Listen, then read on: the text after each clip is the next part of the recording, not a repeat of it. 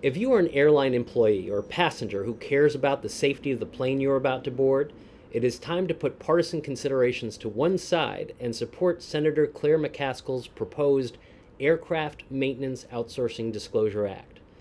Senator McCaskill's bill would require airlines to disclose to their passengers where their aircraft's heavy maintenance is being performed. This video makes 4 points. First, aircraft mechanics everywhere are pressured to release unairworthy aircraft into service rather than report damage that will result in costly repairs and delays.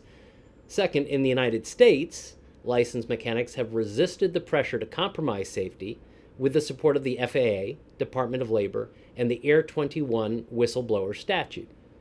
Third, U.S. carriers have responded to the resulting costs by outsourcing their heavy maintenance to countries such as China, El Salvador, and Mexico, where aircraft mechanics have none of these legal protections. Finally, the Department of Transportation has confirmed that the FAA does not have the resources to enforce airworthiness standards at foreign repair stations. All of the cited information that follows comes from 2 sources: U.S. government agencies or the airlines themselves. The full reports are available on the websites identified at the end of this video.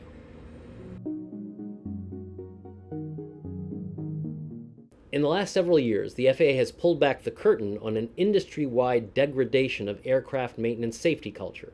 A 2017 FAA investigatory report concerning the Dallas maintenance operations of a major carrier reported an atmosphere of intimidation that influences the way maintenance is accomplished in all forms: documentation, troubleshooting, completion of work, inspections, technical support, and training.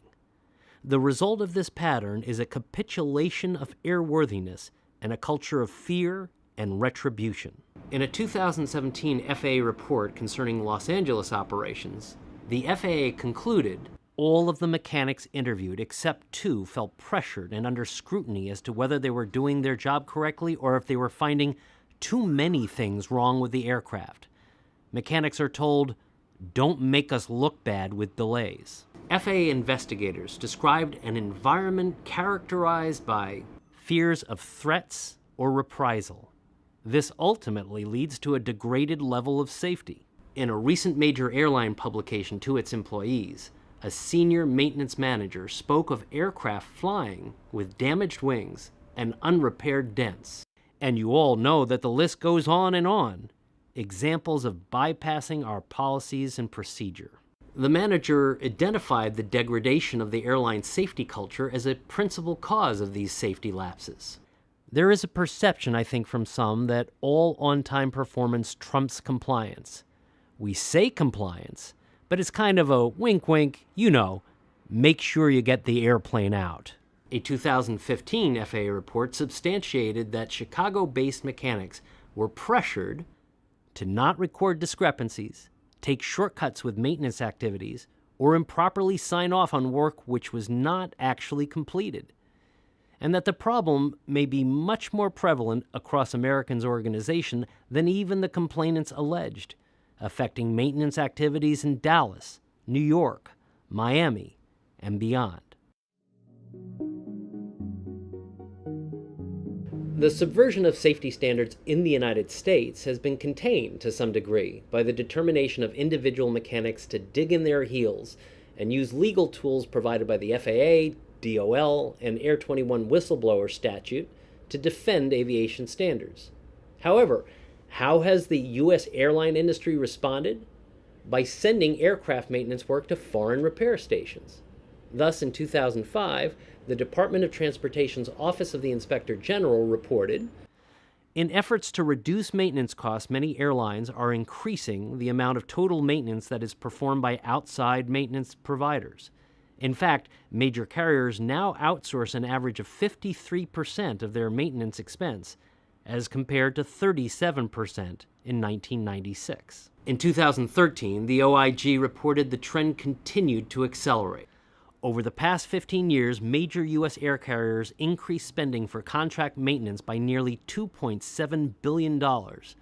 Industry experts expect this trend to continue as airlines increasingly attempt to cut maintenance costs and maximize profitability." As the OIG has concluded, foreign outsourcing of aircraft maintenance is an effective means of avoiding federal aviation standards. FAA's oversight of foreign and domestic repair stations lacks the rigor needed to identify deficiencies and verify that they have been addressed.